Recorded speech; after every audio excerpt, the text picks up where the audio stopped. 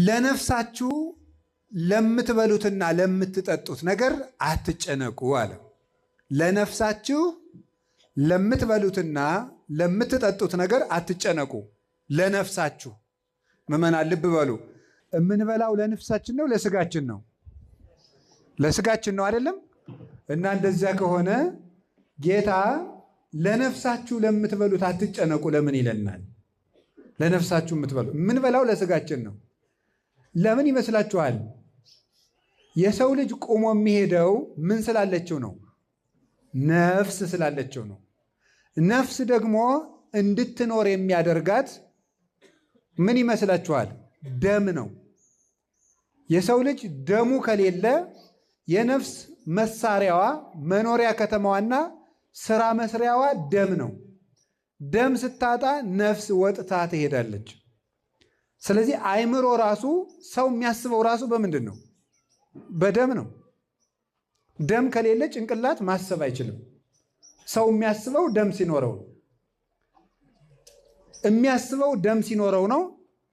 በጭንቅላቱ ጭንቅላት ደግሞ ወይም አእምሮ ነፍስ ሐሳቧን የምታመርትበት እና የምትገልጽበት የሐሳብ ከተማዋ አእምሮ ነው። ነፍስ እንድትኖር የሚያደርጋት ደግሞ ደም ነው።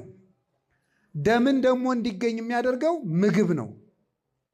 ስለዚህ ለነፍሳችሁ ለምትበሉት ያለበት ምክንያት ነፍስ በደም ምክንያት ስለምትኖር ነፍሳችሁ ከስጋችሁ ጋር እንድትኖር የሚያደርጋትን ስጋችሁ ደግሞ በነፍሳችሁ ምክንያት እንዲንቀሳቀስ የሚያደርገውን ምግብ ሐሳብ አድርጋችሁ አትጨነቁ አለ። ለምንድን ነው የማንጨነቀው? ካልበላን ደም የለም።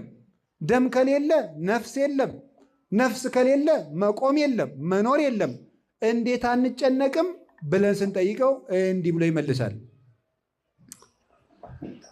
አኮኑ ነፍስ ተአጽብ እምሲሲት ይላል። ከምግብማ ነፍስ አትበልጥም ይላል።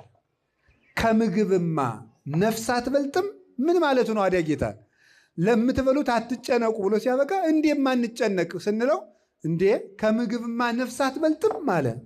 እና ብትበልጥሳን መብለጥና ማነሷ ሳይሆን ዋናው ነገር ምግብ የለም ነው። ለምን አንጨነቅም? እና ምን ማለቱ ይመስላችኋል? ከምግብማ ነፍስ አትበልጥም አለ።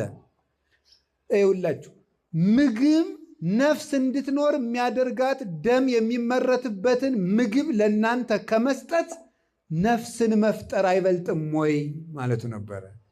ነፍስን መፍጠር ይበልጣል ወይስ እንጀራን መስጠት ነው? እንጀራን ከመስጠትማ ነፍስ መፍጠር አይበልጥም? እንጀራን እኮ ዘመድም ይሰጣል፣ ባድም ይሰጣል፣ ጓደኛም ይሰጣል፣ ሰርተው ያገኙታል። ነፍስን ሰርቶ የሚሰጥ ጓደኛም ባልንጀራም ዘመድም የለም። ነፍስን ሰርቶ የሚያገኛት ባለሙያም ሊቅም የለም።